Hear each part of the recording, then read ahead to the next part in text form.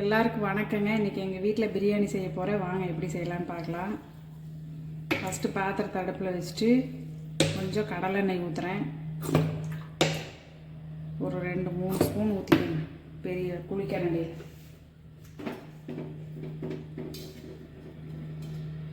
நான் கொஞ்சம் அதிகமாக செய்கிறதுனால நான் எல்லாமே எண்ணெய் நெய்யெல்லாம் அதிகமாக போடுறேன். நீங்கள் உங்களுக்கு தகுந்த மாதிரி போட்டுக்கோங்க. ஒரு 4 ஸ்பூன் நெய் ஊற்றிக்கிறேன்.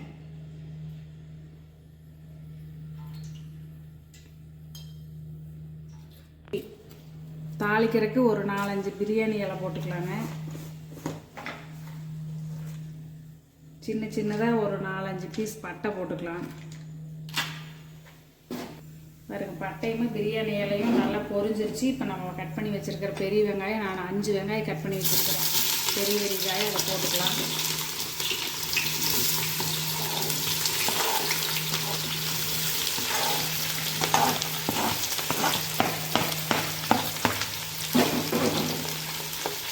வெங்காயம் நல்லா பொன்னிறமாக செவந்து வரணுங்க. அது வரைக்கும் நல்லா வணக்கி விட்டுக்கலாம்.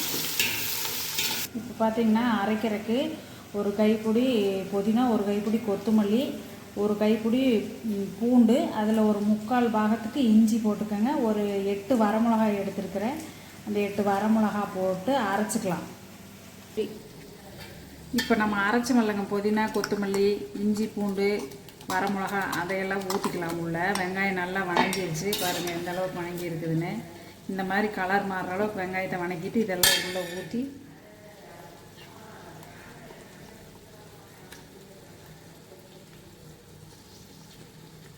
இது நல்லா இஞ்சி பூண்டெல்லாம் பச்சை வாசம் போய் எண்ணெய் பிரிஞ்சு வர அளவுக்கு வணக்கிக்கலாங்க.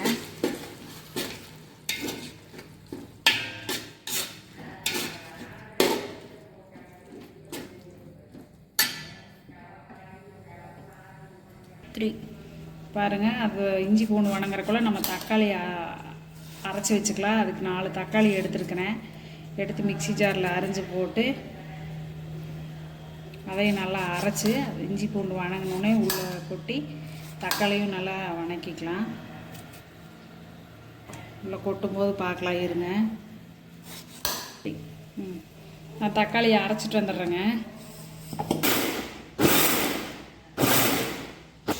பாருங்க, இஞ்சி பூண்டெல்லாம் ஓரளவுக்கு நல்லா வணங்கி வருது.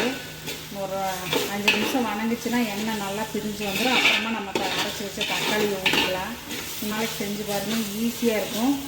எது உங்கள் குழந்தைங்களாம் சாப்பிட மாட்டேன்னு சொல்ல மாட்டாங்க. இந்த இதெல்லாம் அரைச்சி ஊற்றிட்டிங்கன்னா எதையும் எடுத்து வச்சு வேஸ்ட் ஆகாது, நல்லாயிருக்கும். இதை பார்த்து செஞ்சு பாருங்கள். நம்ம தக்காளி ஊற்றும்போது பார்ப்போம். பாருங்கள், இஞ்சி பூண்டு கொத்தமல்லி புதினாலாம் நல்லா எண்ணெய் விரிஞ்சு வந்துருச்சு. இப்போ நம்ம தக்காளியை போட்டுக்கலாம். அரைச்சி வச்ச தக்காளி போட்டுக்குவோம்.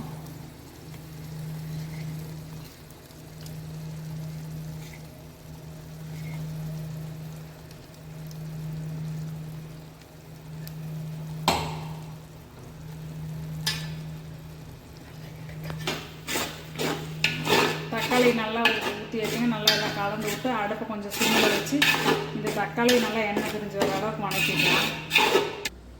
பாருங்கள், இப்போ தக்காளி நல்லா எண்ணெய் பிரிஞ்சு நல்லா வணங்கி வந்துடுச்சு. இப்போ பிரியாணி மசாலா போட்டுக்கலாம். நான் கடையில் வாங்கின பிரியாணி மசாலா தான் 50 கிராம் போடுறேன். எந்த பிராண்டாக இருந்தாலும் சரி, நீங்களும் போட்டுக்கோங்க. ஒரு 2 நிமிஷம் நல்லா இந்த மசாலாவோடு சேர்த்து நல்லா வணக்கி விட்டுட்டு தயிர் கொஞ்சம் ஊற்றிக்கலாங்க.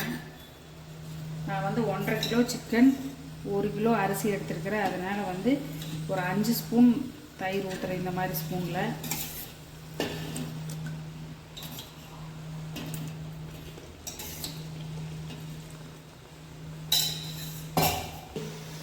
பாருங்கள், பிரியாணி மசாலா தயிர் போட்டோம்ல, அது நல்லா வணங்கி எண்ணெய் பிரிஞ்சு வந்துருச்சு. இப்போ நான் ஒரு 1.5 கிலோ சிக்கன் எடுத்து நல்லா கழுவி சுத்தம் பண்ணி வச்சுருக்கிறேன். இதை உள்ளே போட்டுக்கலாம்.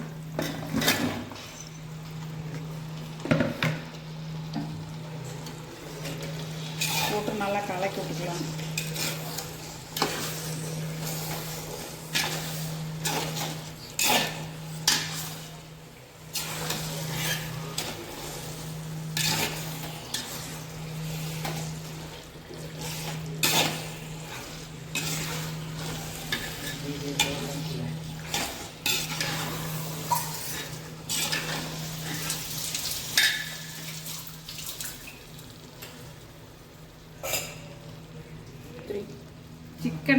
மட்டும் இப்போ உப்பு போட்டுக்கலாங்க.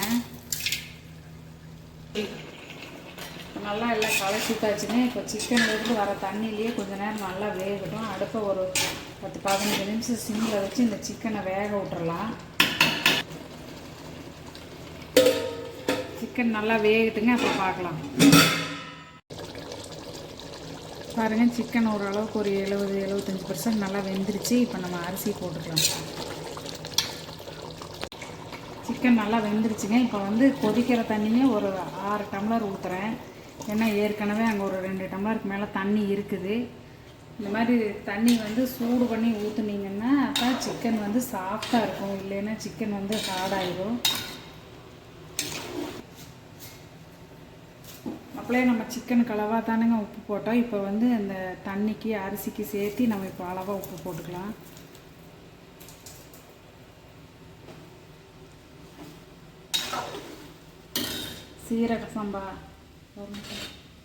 சீரக சம்பா அரிசி வந்து 1 கிலோ அரிசி எடுத்துங்க, கழுவிட்டு வச்சுருக்கிறேன். இப்போ இதை போட்டுக்கலாம். 1க்கு 1.5 தண்ணி கணக்கு பண்ணிக்கோங்க. அப்போ பார்த்தீங்கன்னா சரியாக இருக்கும். அப்போ அந்த சிக்கனில் வாங்குற தண்ணி கொஞ்சம் அதிகமாக இருந்தால் கொஞ்சம் தண்ணி கம்மி பண்ணிக்கோங்க, அதுக்கு தகுந்த மாதிரி. இப்போது ஒரு எலுமிச்சம்பழத்தை எடுத்து அது சாறு எடுத்து வச்சுருக்கிறேங்க, அதை ஊற்றிக்கலாம். ஊற்றிட்டு நல்லா கலந்து விட்டுருவோம். நல்லா வெந்து தண்ணி சுண்டி வரதுங்க, அப்புறம் பார்க்கலாம்.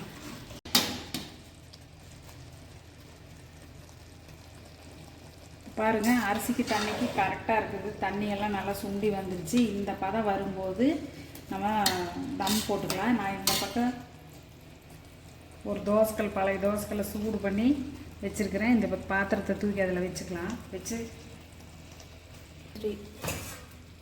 பாத்திரத்தை வச்சு இதை மூடி போட்டுக்கலாங்க. அடுப்பு ஃபுல்லாக சிம்மில் வச்சுருங்க. சிம்மில் வச்சுட்டு ஒரு 10 நிமிஷம் விட்டுட்டு ஆஃப் பண்ணிடுங்க அடுப்பை. மேலே இந்த மாதிரி ஏதாச்சும் ஒரு வெயிட்டானது ஏதாச்சும் வச்சுருங்க. இந்த மாதிரி உங்கள்கிட்ட இல்லைன்னா ஒரு பாத்திரத்தில் தண்ணி பிடிச்சி கூட மேலே வச்சிடலாம்.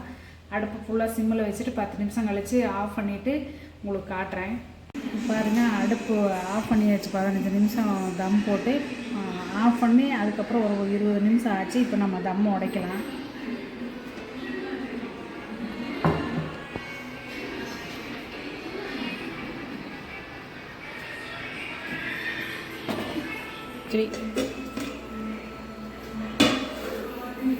பாருங்கள், எப்படி உதிரியாக வந்திருக்குதுன்னு பாருங்கள். இதே மாதிரி செஞ்சு பார்த்துட்டு எப்படி இருக்குதுன்னு சொல்லுங்கள். வாங்க எங்கள் வீட்டில்